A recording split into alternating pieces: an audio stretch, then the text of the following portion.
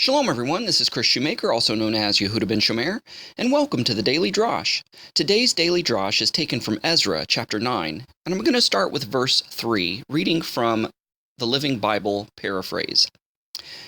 Now, to give a little backstory about this passage, Ezra returns. He's part of the Levitical priesthood. He returns from Babylonian captivity with many of the other Jewish captives and peoples and Levites and Benjamites, and they discover that the Jewish people that have remained in and around the area of Jerusalem have intermingled with the Canaanite nations around them and has intermarried with them, and as a result began to worship other gods besides the God of Israel. So this deeply affected Ezra and hurt Ezra because he realized that his people have fallen away from God, worshiping other gods, committed spiritual adultery against God, spiritual treason against God. And so it says, when I heard this, I tore my clothes, which in the Hebraic culture is a sign of deep mourning. When I heard this, I tore my clothes and pulled my hair from my head and my beard and sat down utterly baffled. Then many who feared the God of Israel, because of the sins of the people, came and sat with me until the time of the evening burnt offering. Finally, I stood before the Lord in great embarrassment. Then I fell to my knees and lifted my hands to the Lord and cried out, "Oh my God, I am so ashamed. I blush to lift my face to you, for our sins are piled higher than our heads, and our guilt is boundless as the heavens." Now, this is very interesting because Ezra wasn't married to a Canaanite woman. Ezra wasn't worshiping pagan gods, but yet he connected himself to the people that were. Because even though he was an individual and he had his own individual personal relationship with God, there was another aspect to Ezra's religious life, which was being a part of a community, being part of having a communal relationship with God. And so he was connected to the Jewish people, to the Hebrew people. And he realized that the vast majority of the Jewish people have abandoned God, forsaken God, and have gone after the pagan gods of the Canaanite nations.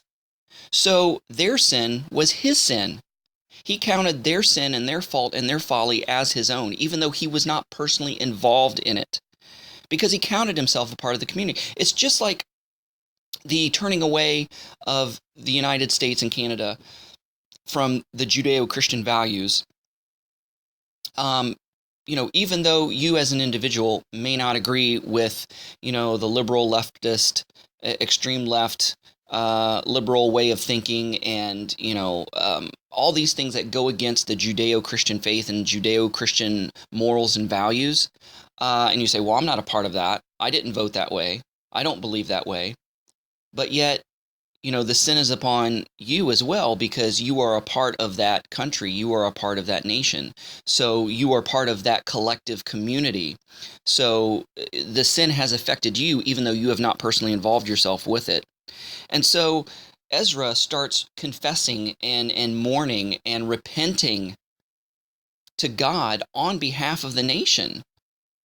And so if you jump to verse 10, or chapter 10, verse 1, it says, "As I lay on the ground in front of the temple, weeping and praying and making this confession, a large crowd of men and women and children gathered around me and cried with me."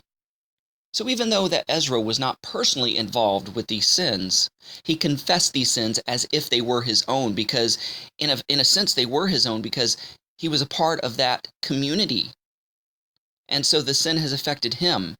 So he confesses, and he becomes an advocate and confesses and stands in the gap on behalf of his nation and confesses on behalf of the nation. And that's what we need to do. When we see our nation turning away, we can't separate ourselves and say, well, it's not my fault. I'm not involved in that.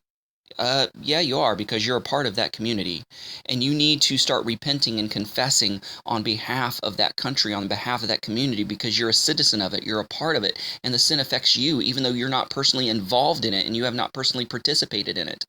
We see this exact same thing happen in the book of Daniel, where Daniel connects himself to the exiled nation and confesses the sin of the nation as if it were his own. And we need to do the same thing.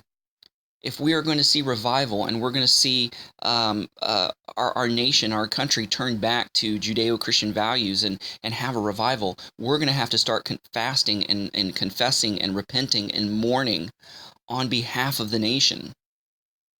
Guys, thanks so much for listening. Go out there and have a great day. Shalom and Shavua Tov.